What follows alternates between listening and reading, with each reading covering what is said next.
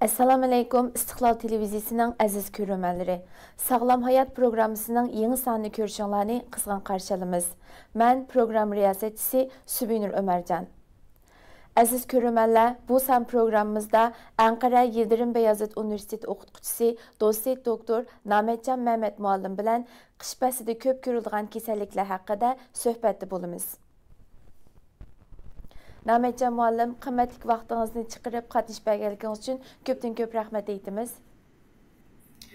Assalomu alaykum, sizlarga ko'p rahmat. Rahmat. Nametcan muallim, unda bo'lsa programmamizni başlashdan burun shuni so'ray. Hozir qish fasli yetib keldi. Hatto Turkiyaninki boshqa ba'zi shaharlarda, Anadolu taraflarda qor yog'ishga boshladi.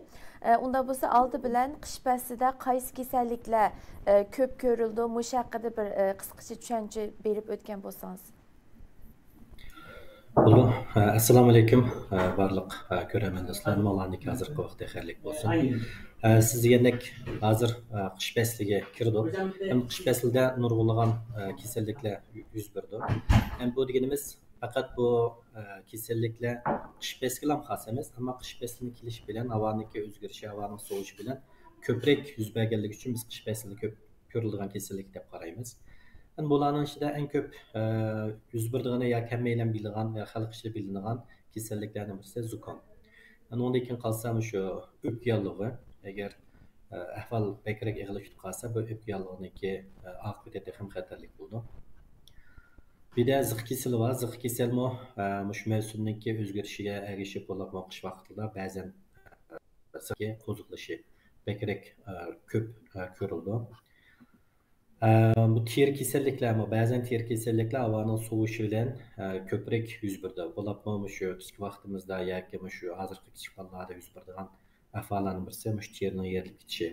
Ondan keyin ba'zan cho'g'lardimi o'sha terining yerilib ketishi, ondan keyin qizarib ketish ahvollari ko'p yuz beradigan kasalliklarning birisi. Ondan boshqa shu quruq yo'tal va gal og'riqimi qish faslida ko'proq yuz berdi.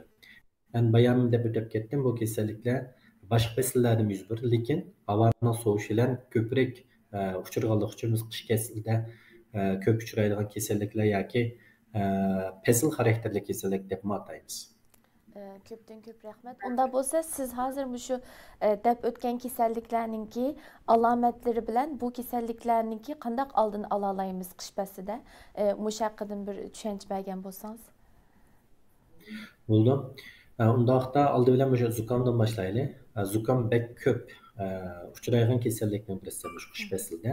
Ham bu kasallikniki alomati ko'pincha bilamiz.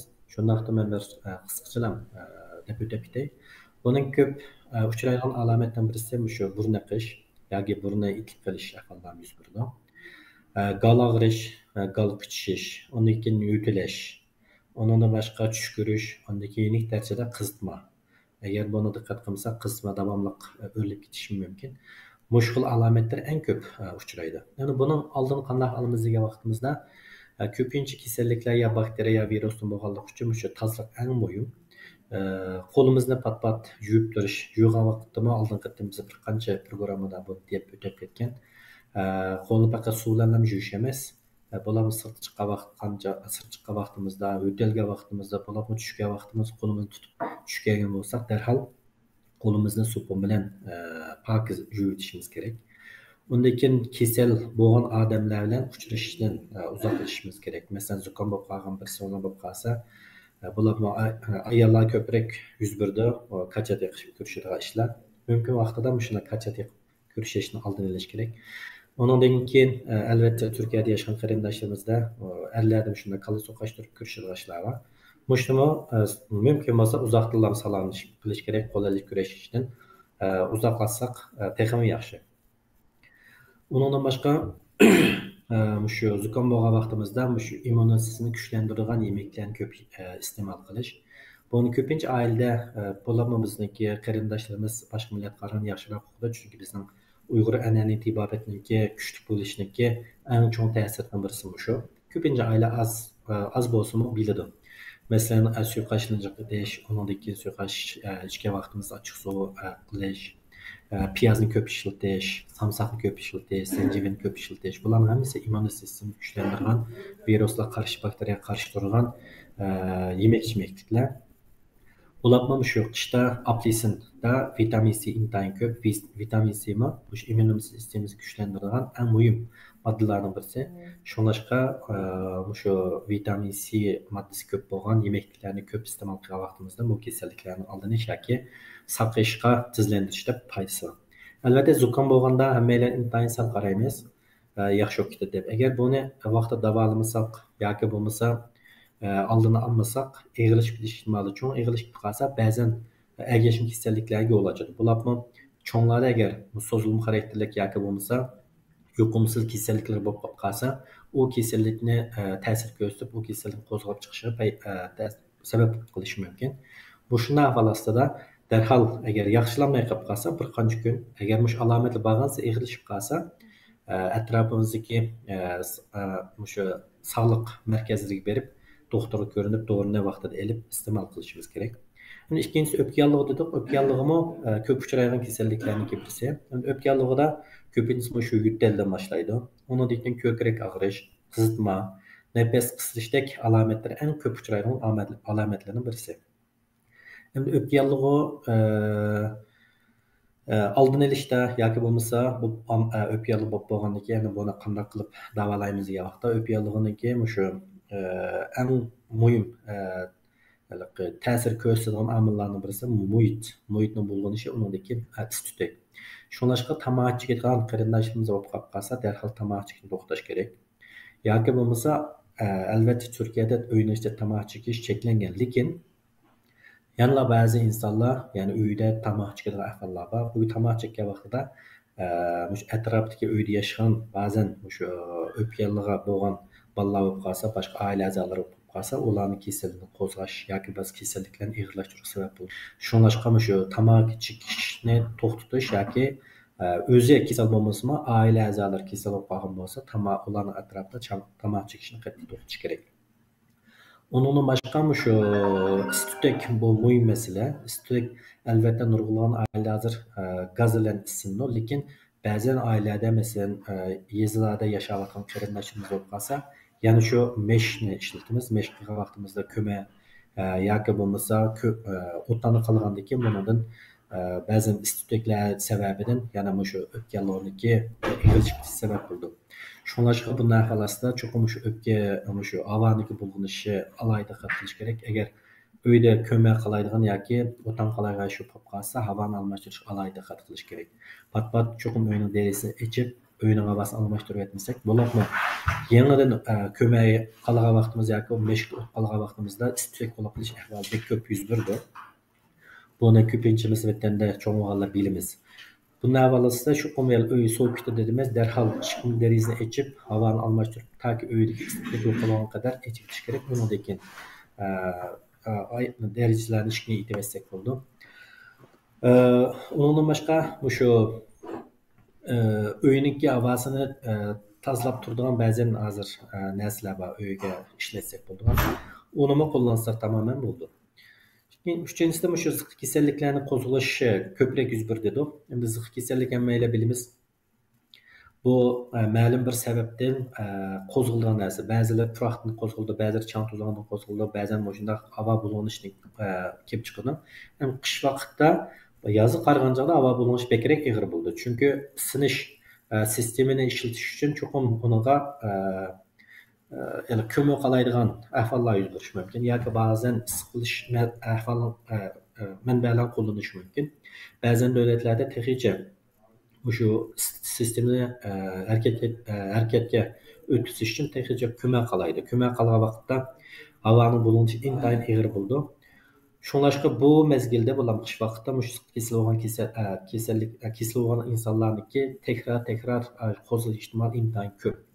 Shunlashqa ziq kasal bo'lgan odamlar chuqum sirtga chiqqan chog'da mumkin bo'lsa cho'qim maska taqib chiqishi odatlanish kerak. Undan keyin shu uyda agar mesh qalaydigan yoki o'tan qalaydigan ahvollar bo'lib qolsa-mu, shu bayaman degandek uyning havosini almashtirish alayda qilish kerak. Undan keyin uyning havosini nem tutishga yetirish kerak. Endi qanday qilgan nem tutib bo'lgan chog'da hozir shu o't cho'pdan ishlab chiqarilgan yog'lar bor har xil ko'pincha yerda setiladi bu uni olib kichik bir hozir mashina to'qichatib qo'ysa bo'ladi shuni ichiga u yog'ni qo'yamiz undan keyin to'xtamay bir o'dek narsa chiqartadi bu narsa uyninki nemlikini saqlab turadi bu intayin foydali shuna ahvol bo'lib qolib qolsa yoki uyning havasi quruq bo'lsa qishda asosan quruq bo'ldi mumkin bo'lsa shu zix kasal bor oila saqlab turdi zix kasallikniki qo'zg'alishini oldin tamoman og'ildi albatta zix kasalliklarniki tekrar qo'zg'alsa ba'zan kasalliklarga yana sabab bo'lishi mumkin shunlashqa bek ig'ilishib qolsa sal qaramasdan darhol yana sog'liq markazlariga berib zix kasalligi doim ishilgan dorisi bo'lishi mumkin uni dorisini ilish agar ig'ilishib qolsa dorisini almashtirishdek usullarni qo'llansa bo'ladi undan keyin shu teri kasalliklari dedik teri kasalliklari biz ko'pincha kichik vaqtimizda mahallada o'ynaydik chan o'ynaydik to'pini o'ynaydik anda ahvol ostida qo'limizning yerli bitish ahvoli intayin ko'pdi vaqtda vazlinaydigan bir narsa bordi onalarimiz shuni so'kib qo'ydigan endi hozir shu masalan kichik bolalarimiz sirtqa chiqib o'ynaydigan amroq o'ynagandan keyin ko'pincha bolalar o'ynaydigan parklarda bog'chalarda o'ynaydi vaqtda u bolalarni uni o'ynama buni o'ynay biz to'sab qololmaymiz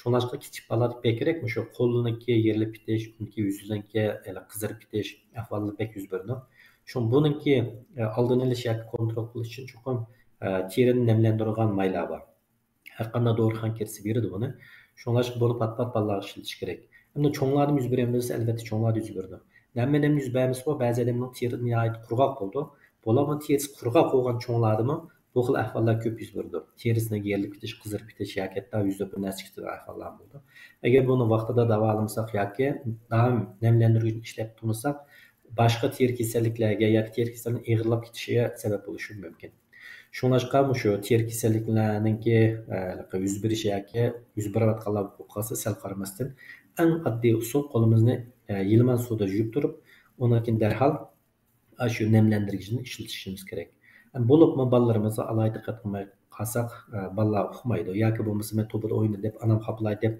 ko'rsatmaydigan ahvollar yuz berdi shunlashqa pat bolalarni qo'lini kontrol qilib turib shu namlantirgichi maylarni ishlatishga tirishsak bo'ldi oxiridagisi ya'ni yuz beradigan kasalliklarning birisi shu quruq o'tal degan quruq o'tal yoki galavriq degan bumi ko'p yuz beradigan narsa ko'pinchisi qish fasli kelganda maylar o'tlaydiganlar ko'p bo'lib ketamiz gelimiz qichishadi endi buni alomatli asosan galning qichishi yoki quruq o'tal gelimiz bir narsa bordek his qilamiz suv ichib boqamiz o'qimiz lekin bu narsa doim shunday turdi undan keyin yenik qizitma bo'lishi mumkin ba'zi vaqtda qizitib turamiz pat buniki oldin qanday qilamiz deganchada havoni namlantirish intayin muhim bularni uyning ichida cho'qim shunday ahvoli ko'p yuz berib qolsa havoni namlantirgan uskuna boyaman degandek ilib cho'qim shu o't cho'pni yasgan yog'larni ichiga qo'yib uyning ichini namlantirib tursak bu shu quruq o'talni oldini olish mumkin undan boshqa shu limon bilan qo'shilgan issiq choylar bor yoki limon bilan undan keyin iliq suv aralashtirib pat ichib bersak bunimi jiq foydasi bor unga asal deganda buni alohida diqqat qilishimiz kerak afsus hozir bozorlarda saxt asal bek chiq shakarni yasagan qarasangiz asalga o'xshaydi lekin u asal emas agar bu asalni biz haqiqiy asal deb ishlatib qolsak buni texnik ig'irlashtiradi shuni o'zimiz biladigan ishonchli yerdan asal olsak shu asalni agar ilman suvga aralashtirib ichib bersak bumi shu gel qishish yoki quruq o'talniki olinishga alohida foydasi bor agar bu davomlashaverib qolsa yana o'xshashlarni oxirgi qatim borganimiz sog'liq markazlariga berib tashkil etib agar ahvol ig'ir bo'lib qolsa albatta ular to'g'ri bo'ldi yoki bo'lmasa boshqa doktorxonalarga ibatishi mumkin bularning hammasi vaya men degan kasalliklarning hammasi shu hammaylar biladigan kasalliklar chunki davomli qish faslida ko'proq yuz beradigan kasalliklar lekin buni oldini olish usuli asli intayin oddiy birinchisi hamma kasallik o'xshashdan shu tozalik bek muhim ikkinchisi havo intayin muhim havoni uyning havosini almashtirish endi sirtga chiqqan vaqtimizda qish faslida cho'qim shu maskani taqashga tirishimiz kerak ba'zan shu so'zilma xarakterli kasallik bo'lganlar yoki bo'lmasam shu yurak qon tomir kasallik bo'lganlarmi so'g'oq jiq vaqt o'tkazishdan chuqur diqqat qilishimiz kerak. Chunki shu xil kasallik bor bo'lgan qarindoshlar sirtqa jiq vaqt o'tkazsa, sovuq o'tib qolsa, bu xil kasalliklarning texnik og'irlashishiga sabab bo'ldi. Bularning yurak qon tomir kasali bo'lgan qarindoshlarniki buni alohida diqqat qilishimizni tavsiya qilamiz. Köpdən köp rəhmət müəllim, nəhayət təfsili sözləb berdiniz. Ötken qitimliq programmada yaz fəslininki muşu keyfiyatqa təsir göstərganlığını sözləb ötkəndiniz. Əmdə muşu qish fəsli mi adamның keyfiyatıga təsir göstərmdi? Muşu haqqında bir sözləb bergan bolsanız. Buldu bu fasl xarakterlik insonlarning kayfiyati o'zgarib turdi. Bu hammaga o'xshash bo'lmaydi. Bu asosan odamlarniki shu yaxshi ko'rishga bog'liq ko'pincha. Ba'zi odamlar masalan qishni indan yaxshi ko'rdi, sovuq havoni yaxshi ko'rdi. Ularning kayfiyati yaxshi bo'lishi mumkin. Ammo ko'pincha odamlar havoning bulutli bo'lishidan, havoning sovuq ketishidan, yomg'irli bo'lishini pek yaxshi ko'rmaydi, kayfiyati buzildi. Shuningdek fasl xarakterlik ro'y kasallik, shu ro'y kayfiyatining o'zgarishi intayin normal. Yaz faslida deganda ba'zi odamlar hech qanday issiq havodan yaxshi ko'rmaydigan odamlar bor. Qishda shunday. Masalan, men qishda kayfiyatim yozga qaraganda yaxshi bo'lmaydi. Chunki men sovuq havoni bek yaxshi ko'raman. Bularmi bulutli qolib qolsa, mening kayfiyatim buzilib, ko'nglim yerim bo'ldi. Bu ko'pincha odamda bo'ladigan ahvollar. Endi bu faslda bular shunday ro'y kayfiyati buziladigan ahvollar bo'lib qolsa, endi buni yana oldini olish kerak. Chunki buni sal qarash qilmaydi. Biz deymiz, ko'nglim yerim bo'lib qoldi deymiz. Bu ko'ngil yerimi olib qolish davomlashaverib qolsa, ba'zan shu psixologik masalalarni keltirib chiqardi. Undan keyin ro'y kayfiyati yaxshi bo'lmay qolib qolsa, o'sha atrofimiz bilan bo'lgan munosabatning buzilishi yoki boshqalarga yaxshi muomala qilmaydigan ahvollar yuz berishi mumkin. Endi buni oldini olish qanday qilamiz degan joyda cho'qim shu mumkin bo'lib qolsa, shu issiq havo yaxshi ko'radigan bo'lib qolsa, issiqroq turish, undan keyin qalin kiyinish, endi mumkin qadar yoz shu kunduzda quyosh chiqqan vaqtida cho'qim sirtga chiqib bekrak quyoshdan foydalanish. Bular mush kayfiyatni o'ngshashga intayin jiq foydasi. Undan boshqa badan chiniqtirishniki eng ko'p foydasi bor. Agar badan chiniqtirishni yaxshi ko'radigan qarindosh bo'lib qolsa, mayli chiniqsalik bo'lsin, mayli sirtga chiqib yurish bo'lsin, bumi kayfiyatimizni o'ngshaydigan alohida muhim usullarga birisi. Shunlashqam shu ro'y kayfiyati yaxshi bo'lmaydigan qarindoshlarniki tavsiya qilganimiz mumkin qadar o'zimizni kayfiyatni yaxshi tutish uchun uningdagi boshqalar bilan ko'proq aralashib berish, yolg'izlanib qolmay, masalan, do'stlarimiz bilan ko'rishib turish, qo'shnilarimiz bilan berish kelish qilish, ancha-muncha pat-pat billa birga tomoq yeyish degandek usullarni qo'llansakmi, qish faslidagi bu ro'y kayfiyatimizni o'ngshaydiganga juda yordam bo'ladi deb qarayman. Köpdən köp rəhmət müəllim. Yeni bir sualını sorsam, qish faslida zukam əmmidən bək köp görüldü deyə sözləb ötdünüz. Bəzi adamlarda burun yallığı var. Məsələn, mən bulmuş xotelliklərninki hava şəraitidən buluşu mümkün. Burun yallığı bək köp görüldü. Lakin bu köpüncü vaxtda adamlar özellikle bu burun yallığı qozğalğan vaxtda burun yallığı qozğaldımı yoki zukam bo'lib qaldımı bilinmay qaldı ekan. Şu muşuni ayırışninki addiy usullar bormidi? Endi burun yallig'i bilan zukamniki ikkisi o'xshamaydi. Chunki burun yallig'i bo'lganlar qish vaqtida takrorlanib davomli bo'laverib qolsa, u vaqtida u demak bu meniki kesilib qo'zg'alib deb qaraladi. Ammo zukam bo'lgan qanday bo'ldi desa, zukam bo'lgan joydagi alomati burun yallig'i qaraganda yana o'xshamaydi. Masalan, qizdadigan dedi, qo'ytlaydigan dedi, undan keyin holsizlanadigan, badan og'ridigan ahvollar bo'ldi. Ammo burun yallig'ida bunday ahvollar yuz bermaydi. Ko'pincha tushkurdi. Undan keyin burunni suv oqida ahvollar yuz berdi. Endi buni agar burun yallig'i bo'lgan odamlar bo'lib qolsa, asosan bilalaydi. Lekin o'sha o'tilaydigan, undan keyin holsizlanadigan, qismisi o'rlab turadigan, burni to'xtamay oqadigan, anda bo'lib qolsa, demak men zukam bo'ptiman deb, bu darhol unga oldini olish kerak. Albatta burun yallig'i bo'lgan qarindoshlarimiz ko'pincha to'g'ri ishlatadi yoki bunga pis ishlatadi. Endi men zukam bo'lib qolsam, men yana burun yallig'im qo'zg'alib deb buni pis ishlatayversa, agar foyda qilmasa, u darhol men zukam bo'ptiman deb uni ayirishni bilish kerak. Ko'pdan ko'p rahmat. Namatjon muallim, nayt yaxshi uçurlarını berdiniz. Muşu kış bəstədə körəmənlərimizdənki muşu kasalliklarning oldini olishiga nihoyatda foydali bo'ldi deb o'ylayman. Programımız qatnashib berganligingiz uchun, muşu qimmatlik uçurlarni biz bilan o'rtoqlashganingiz uchun ko'pdan-ko'p rahmat deymiz. Sizlarga ko'p rahmat. Sizlarga buni vesile bo'lyapsizlar. Boshqa kanal ishlagan barliq qarindoshlar ko'p rahmat deydim. Rahmat. Alloh hamimizni salomat qilsin. Rahmat, amin. Aziz ko'ruvchilar, Sağlam hayot programmamizning bu soni mush yerda oyoqlashdi. Kelar sonda ko'rishguncha omon bo'linglar. Allohga omonat.